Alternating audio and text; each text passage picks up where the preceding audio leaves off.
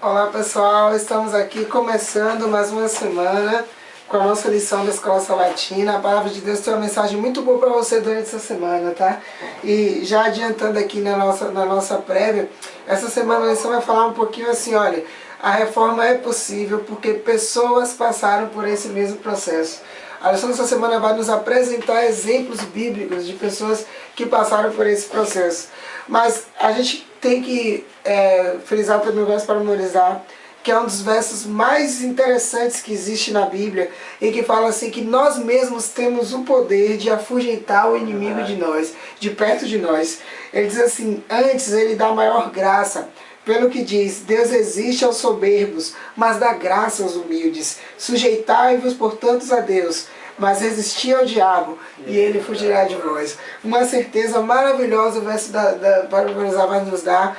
Todas as vezes que você lê esse verso, lembre-se de que você tem o poder em suas mãos de fazer com que o inimigo fuja de você. E isso é muito maravilhoso, isso é, assim, impressionante.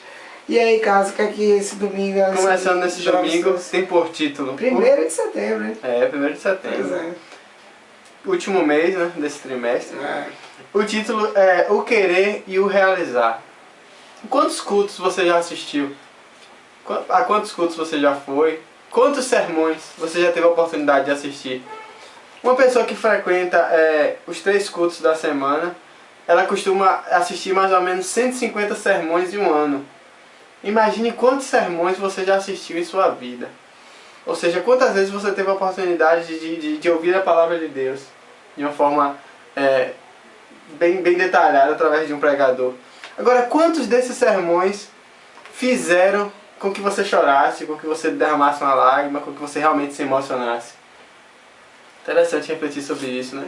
Muitas vezes nós vemos um sermão, nós nos identificamos com o que foi dito e saímos dali transbordando daquele poder, daquele Espírito Santo.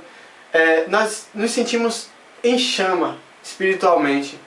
Mas infelizmente essa chama vai diminuindo com o tempo. Você passa aquele primeiro dia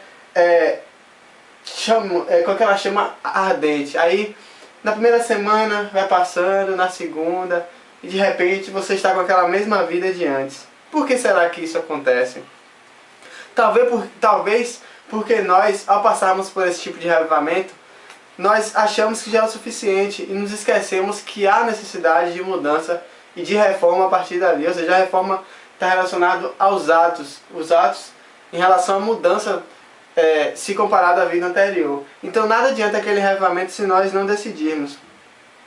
Os próprios discípulos de Jesus, mesmo andando com Jesus Cristo, em vários momentos agiram como se não conhecessem, com atitudes adversas do que Jesus pregava. Ou seja, mesmo aqueles que estavam em contato direto com Jesus necessitaram, além do reavivamento, ter a consciência da reforma. Eles só passaram pelo reavivamento verdadeiro quando eles perceberam que além do reavivamento eles precisavam passar também pela mudança, por essa reforma. Então hoje, se nós só aceitarmos o reavivamento, não adiantará de nada. Nós precisamos aceitar o reavivamento e lutar em prol das mudanças. Porque nós só conseguiremos esse reavivamento completo e verdadeiro, lembrando que acontece diariamente, não é algo que quando você consegue, pronto, está tudo ótimo, é algo diariamente. Então cabe a nós diariamente, além de estar buscando o reavivamento, estar nos esforçando em prol das mudanças, em prol de vencer as tentações, em prol de mudar nossos hábitos, para que nossa vida venha se aproximar mais e mais da vontade de Deus. Verdade. O Carlos já falou dos discípulos e justamente a lição de adultos trouxe especificamente o exemplo. Se você tem a lição de jovens, me ajuda aqui, Carlos. É interessante você ler essa partezinha. Mostra aí, Carlos. Essa partezinha aí, ó. Essa parte é o link que existe entre a lição de adultos e a lição de jovens. Que é o Mãos à Bíblia. Isso mesmo. Então, na lição de adultos, ele trouxe justamente, que é o que está aí na lição de jovens, sobre Tiago e João, os filhos de Zebedeu, que em um certo momento Jesus disse que iria visitar a cidade de Samaria, e aí quando Jesus passou por Samaria, os samaritanos perceberam que Jesus ia para Jerusalém e não deram atenção, não deram importância para Jesus. E Jesus apenas passou, e quando ele saiu de Samaria, esses dois irmãos, eles chegaram para Jesus e falaram: Senhor, o Senhor quer que a gente ore para que desça fogo do céu e queime todo esse povo? E Jesus falou assim: não, vocês não sabem que a minha missão não é destruir as almas das pessoas, mas sim salvar as almas. E depois, em um outro período, a mãe desses dois, para você ver como o problema já vinha um pouquinho de família, a mãe desses dois chegou para Jesus e falou: Senhor, quando o Senhor estabeleceu o seu reino, eu quero que um dos meus filhos esteja à sua direita e outro dos meus filhos esteja à sua esquerda. E Jesus fez uma pergunta interessante. Jesus falou: vocês são capazes de beber o cálice que eu vou beber? E ela falou: sim, nós somos. Ela nem imaginava de que cálice Jesus estava falando. Mas assim, naquele dia ali, Jesus completou dizendo um dos textos que revela a sua natureza, o porquê que ele veio a essa terra, dizendo: o Filho do Homem não veio para ser servido, mas para servir e dar a sua vida em resgate de muitos. Mas o interessante é que assim, esses dois discípulos que em uma primeira imagem, aqui que a lição trouxe, parecem serem pessoas vingativas, totalmente assim, não trataram eles bem. Então, meu irmão, vamos descer a ripa nesses caras aí, vamos mandar descer fogo e tal. E em um segundo plano são pessoas totalmente egoístas, que nem se lembraram de que tinham mais 10 discípulos. Se Jesus tivesse um reino como eles estavam pensando para ser estabelecido, ainda tinham mais 10 para concorrer com eles dois.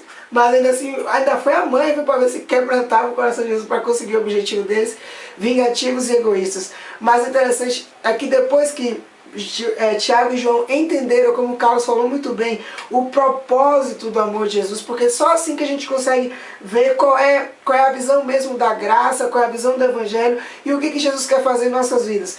Quando eles viram o amor de Jesus revelado, e o amor de Jesus alcançou Tiago e João, João escreveu isso aqui, ó, que está lá em 1 João 2, de 1 a 9. Diz assim: filhinhos meus, essas coisas vos escrevo para que não pequeis. Se todavia alguém pecar, temos advogado junto ao Pai, Jesus Cristo justo. E ele é a apropriação pelos nossos pecados, não somente pelos nossos próprios, mas ainda pelos do mundo inteiro. Ora, sabemos que o temos conhecido por isso, se guardamos os seus mandamentos. Aquele que diz: eu o conheço, e não guarda os seus mandamentos, é mentiroso, e nele não está a verdade. Aquele, entretanto, que guarda a sua palavra, nele verdadeiramente tem sido aperfeiçoado o amor de Deus. Nisto sabemos que estamos nele. Aquele que diz que permanece nele, esse deve também andar assim como ele andou. Amado, não vos escrevo mandamento novo, senão mandamento antigo, o qual desde o princípio tivestes. Este mandamento é antigo, e a palavra que ouvistes. Todavia vos escrevo um novo mandamento, aquilo que é verdadeiro nele e em vós, porque as trevas se vão dissipando e a verdadeira luz já brilha. Aquele que diz está na luz e odeia seu irmão, até agora está nas trevas. Olha só que natureza transformada. Isso sim é que é a reforma. É ter um contato com Jesus, ter aflorado de novo os sentimentos espirituais e depois de tudo isso dizer que apenas está em Jesus quem ama o próximo, apenas está em Jesus quem ama o seu irmão. Como ele falou aqui nos textos antes, olha, aquele que diz que está em Cristo deve andar como Cristo andou. E só lembrando o que foi que Jesus fez: amou as pessoas, serviu as pessoas. Eles aprenderam, a reforma foi possível na vida deles, é possível na nossa vida também. É isso que a lição vai trazer pra gente essa semana. Espero que vocês possam estudar junto com a gente. É isso aí, pessoal. Até amanhã.